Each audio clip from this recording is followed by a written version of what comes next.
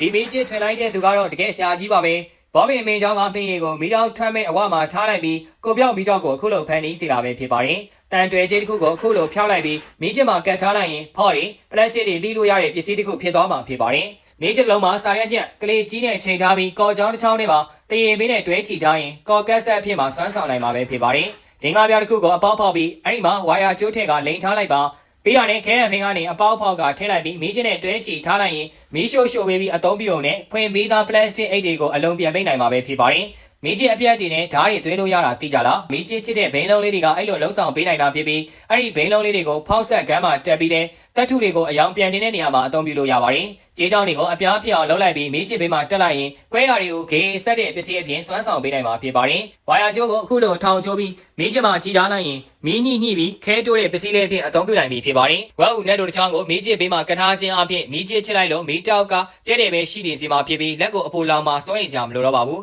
အပေါက်ဖောက်တဲ့အသွားချောင်းကိုအပူပေးပြီးမီးချစ်မှာတွဲချီပြီးသုံးရုံနဲ့ပလက်စတစ်ဘူးတွေကိုအပေါက်ဖောက်လို့ရမှာပဲဖြစ်ပါတယ်